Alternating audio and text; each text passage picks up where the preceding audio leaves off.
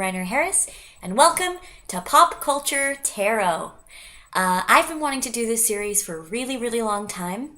I never did it because I never had a camera and I wanted it to be exactly perfect and I wanted images to pop on the screen and I wanted to be able to edit it magically, and I just finally in the new year, yesterday was winter solstice and was like, what do we want to die? And it was perfectionism was one of them because it keeps me from doing anything. So here I am. I'm trying not to move a lot because I am on my bed. This is a professional studio, also known as my bedroom. And the more I move, the more the camera shakes, the computer shakes. So it might be a little shaky. Again, who needs perfectionism, right? So what this series is going to be all about is learning how to learn the tarot cards using movies, TV, books, things that we all know and love, that we know the characters and we love the characters, and we can relate the universal experiences that the cards represent to these beloved characters. I mean, I don't know if you've noticed, but there's a Mickey Mouse calendar behind me. I'm wearing an Ariel shirt. I guess you can't see it. And this backwards quote is from the Kenneth Branagh Cinderella. Have courage and be kind. Where there's kindness, there is goodness. And where there is goodness, there is magic. And I love that quote really a lot. So I put it over my bed. There's also a cat wandering around in here. It's my roommate's cat. She likes to explore. So if she knocks the computer over, we'll yes and it. It'll be fine. We'll see what happens. So I wanted to start today, before we get into the actual cards, learning about the four suits in the tarot and the difference between major and minor arcana cards. If you're coming to this video knowing literally zero, which, cool, I'm glad you're here. I'm glad you found me. There are amazing videos on tarot on the web. Kellyanne Maddox is one of my absolute favorites. Plug for her. There are lots of amazing videos, so I'm glad you're here. But there are two different types of tarot cards. There is the major arcana and the minor arcana. Like baseball, major and minor. The one baseball reference you will ever get from me. Major are like archetypal human landmarks or guideposts. So the hero's journey. We call it the fool's journey because number 0, the first card in the majors, is the fool. So it's, from beginning to end of a journey. And it doesn't have to be literal birth and death. In fact, it isn't. It's where you are in your life during the specific situation or how you're feeling in that moment. And there are different mentors, obstacles, guideposts, feelings, experiences that are universal to the human experience. So those are the major cards. And when you get those in a reading, it means really pay attention. It doesn't mean ignore all the other ones, but the minor cards are like situational, this too shall pass in this moment. The major cards are, this is an issue that is relevant to you at a deeper soul level. It recurs in your life. It's like a karmic thing for you. It's a repetitive pattern, or it is just really significant and it's deeper than it's going to happen next Tuesday. So anyway, those are the majors. And then the minors are broken up into 4 suits. The cups, the wands, the swords, and the pentacles. In some decks, wands are called rods. And the way I'm going to explain what each of these mean, again, in some traditions are different. So this is how I know it. Swords represent the element of air. It's thought, communication, analysis, the stuff in your brain spot. So let me find, I took out the aces of each card to show you. This is the Ace of Swords in the Crystal Tarot deck. It's the one I grabbed because it's pretty. Ace of Swords. I don't want to get into the specific cards yet because we'll do that. But the swords are thought, analysis, cutting through the mind, communication, those sorts of things.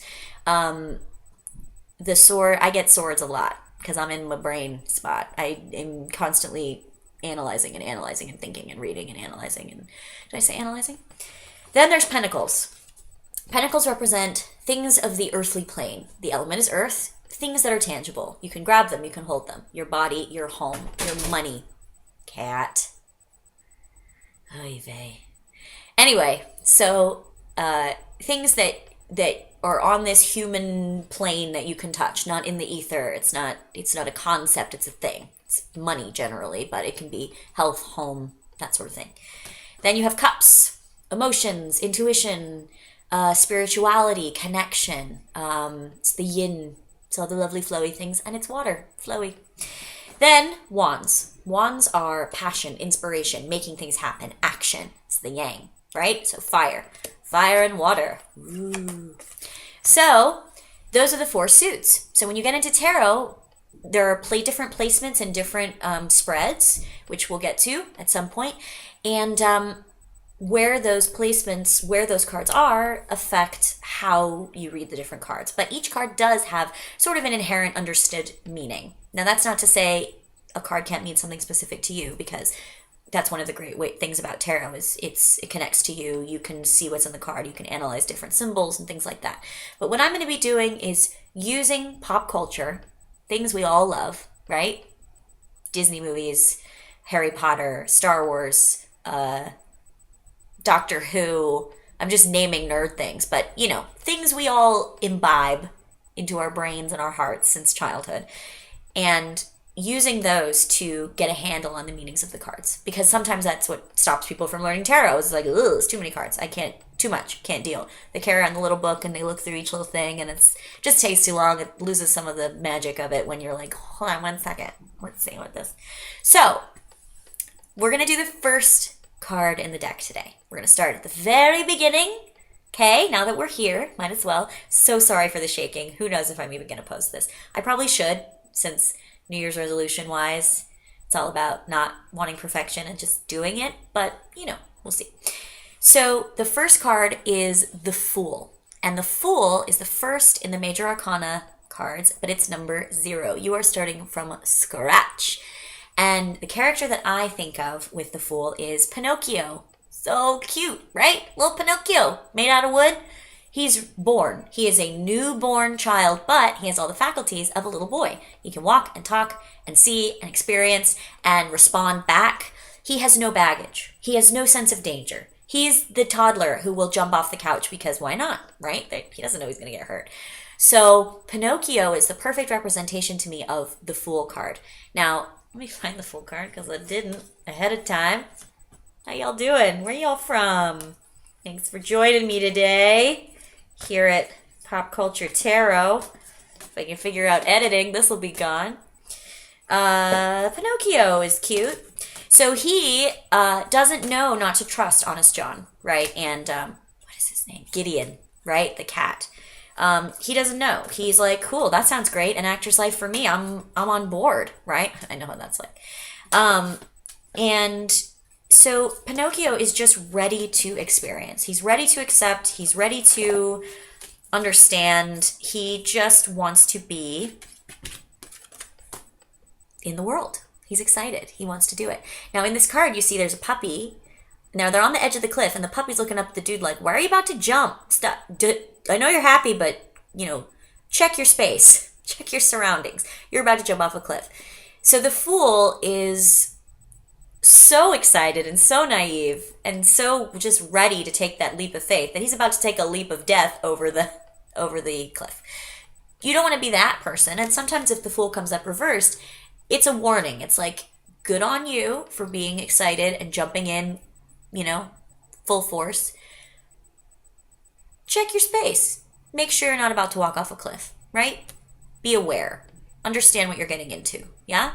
If it comes upright, it's probably telling you to get out of your head a little bit because life is amazing and you need to take that leap. You need to just do it. Hence the shaky camera and the bad lighting and the cat and not having the card ready. You gotta just do it, right? You gotta just do it. And maybe as these videos go on, I will use a real camera at some point. Maybe I will use a table and I will find lighting that works with the table so that it's less shaky and wobbly. For now, we are where we are. I was the Fool. I took the leap. So when you are feeling iffy, when you are feeling unsure and you get the Fool card, think of tiny little cute Pinocchio who has got no strings to hold him down, right? He is a free agent. He can do what he wants, and he does. He learns from it, as we all do. You just gotta go. Be that tiny little puppet. Meanwhile, have a wonderful time and day and life, and have courage and be kind. Bye. See you next time. Oh, I'm a liar. I know what I wanted to say. If you associate the Fool with a particular character, think any pop culture situation. It could be a song, it can be a musical, it can be a movie, TV show, book, whatever. Write it down below. Who does the Fool make you think of, and why? And now I'm going to say goodbye. On that note, ta-ta for now.